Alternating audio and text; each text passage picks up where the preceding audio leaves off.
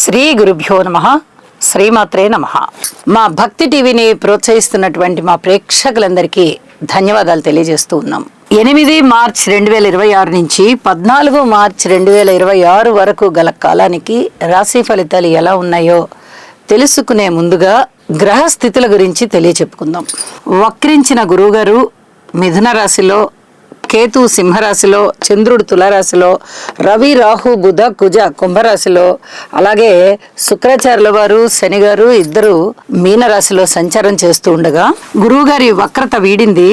చంద్రుని యొక్క గమనము మకర రాశిలోకి వెళ్ళి ఉన్నది. ఇది ఒక్క మార్పే ఈ వారంలో జరిగి ఉన్నది. గ్రహ స్థితుల యొక్క సమ్మేళనాల ముఖ్యమైనటువంటి అంశాలు ఏమిటి అంటే, మనము కిందటి వారం కూడా చెప్పుకుని ఉన్నాము.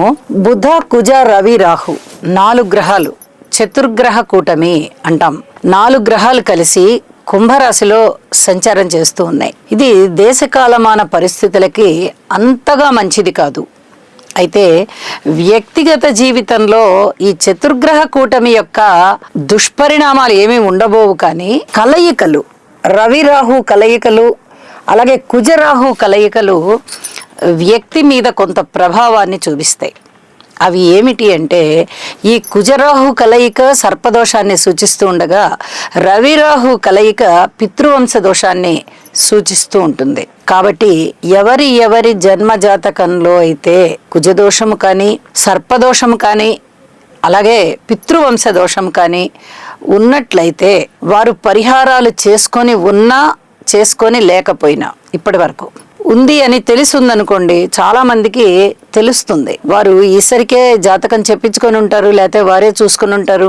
మనకి జాతకంలో బలానా దోషం ఉంది అని చెప్పి గ్రహిస్తారు, తెలుసుకొని ఉంటారు.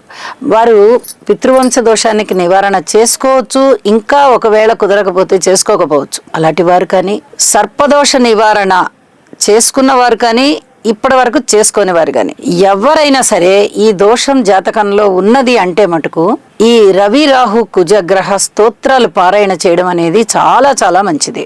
చెప్పదగ్గ సూచన కూడా, ఎవరికైనా ఏదైనా ఒక దోషం ఉంది అన్నప్పుడు ఆ దోష పరిహారం పూర్తిగా జరిగేంత వరకు స్తోత్ర పారాయణాలు కూడా చేసుకోవాలి. అంటే ఆ పరిహారాలు ఏమేమి చేసుకోవాలో అవి చేసుకుని ఈ స్తోత్ర పారాయణాలు కూడా చేసుకుంటూ ఉండాలి. గోచారంలో ఆ గ్రహాల యొక్క ఇబ్బందులు మనకి కనిపిస్తూ ఉంటాయి. ఆ గ్రహాల కలయికలు కానీ, దృష్టి కానీ, సమ్మేళనాలు కానీ, స్థితి సంచారం కానీ ఏదైనా కనిపించినప్పుడు కొద్దిగా ఆ షేకింగ్ ఉంటుందన్నమాట.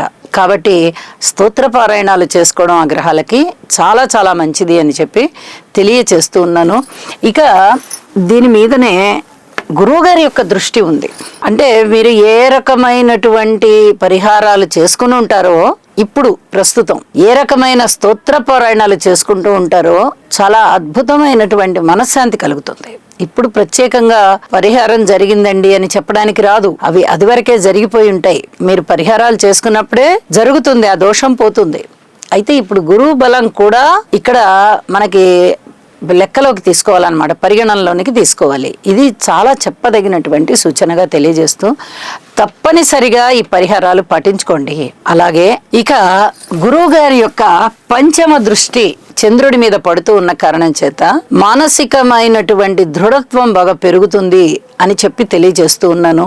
ఈ వారంలో ఇతరత్ర గ్రహాల యొక్క సంచారం ఏమీ లేదు కాబట్టి, ఇతర రాసుల్లోకి వెళ్ళేటటువంటి గ్రహస్థితులు ఏవి లేవు కాబట్టి, ఈ వార ప్రారంభంలో ఉన్నటువంటి గ్రహస్థితులనే మనం పరిగణనలోనికి తీసుకుంటూ, అలాగే చంద్రుడి యొక్క గమనాన్ని మకర రాశిలోకి తీసుకుంటూ ఫలితాలు తెలియచెప్పుకుంటూ ఉందాము. చెప్పిన పరిహారాలు తప్పక పాటించండి, మనశ్శాంతి పొందండి. ఇక రాసుల్లోకి వెళ్దాం. కర్కాటక రాశి వారికి ఈ వారం రోజుల కాలంలోనూ గ్రహస్థితులు శారీరక పరమైనటువంటి కష్టాన్ని ఎక్కువగా సూచిస్తున్నాయి. ఖర్చులు ఎక్కువగా ఉండేటట్టుగా సూచిస్తూ ఉన్నాయి. అలాగే కుటుంబంలో చిన్నపాటి ఇబ్బందులు కనిపిస్తూ ఉన్నాయి. ఐకమత్య లోపం కనిపిస్తోంది. ఓర్పు కలిగి ఉండాలి. విద్యార్థులు ఎక్కువగా చదువు మీద శ్రద్ధ పెట్టాల్సినటువంటి పరిస్థితి కనిపిస్తోంది. దూర ప్రాంత ప్రయాణాలు ఉండేటటువంటి పరిస్థితి కనిపిస్తోంది. మాతృవర్గ రీత్యా అంత పూర్తిగా అనుకూలతలు లేవు, కానీ ఎప్పుడైతే చంద్రుడి మీద గురువుగారి యొక్క దృష్టి ఉన్నదో ఇది చాలా పాజిటివ్గా ఫలితాలు ఇచ్చేటటువంటి అంశం. కాబట్టి కొంచెం మీరు శ్రద్ధ తీసుకోండి.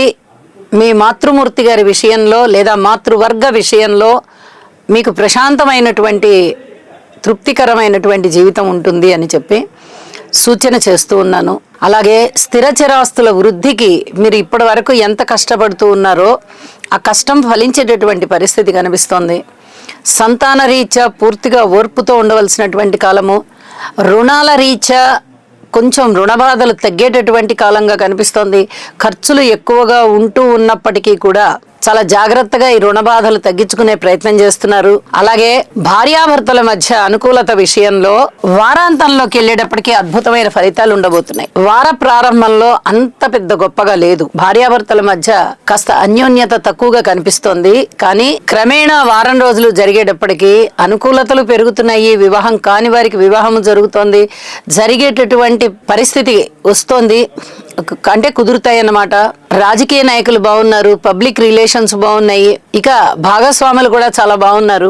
దూర ప్రాంత ప్రయాణాలు చేసే విషయంలో మటుకు కొంచెం ముందు వెనక ఆలోచించుకొని చెయ్యండి, ఇది చెప్పదగినటువంటి సూచనగా తెలియజేస్తున్నాను. పిత్రార్జితం బాగుంది. పుట్టిన ఇంటి వైపు నుంచి కొన్ని రకాలుగా మీకు ధైర్యం, ఆర్థిక పరమైన ధైర్యము, అలాగే మీ మనోబలం పెరిగేటట్టుగా చక్కటి హామీలు రావడం, ఇలాంటివన్నీ జరుగుతాయి అని చెప్పి తెలియజేస్తూ ఉన్నాను. ఉద్యోగ జీవితంలో చాలా వరకు శారీరక శ్రమ పెరిగేటటువంటి పరిస్థితే కనిపిస్తోంది. ఇవన్నీ కూడా మొత్తం మీద ఆలోచించినట్టయితే ధనము ఖర్చు ఎక్కువగానే ఉంది, శారీరక శ్రమ ఎక్కువగానే ఉంది. ఈ రెండు కూడా చాలా చెప్పదగినటువంటి సూచనలుగా తెలియజేస్తూ ఉన్నాను.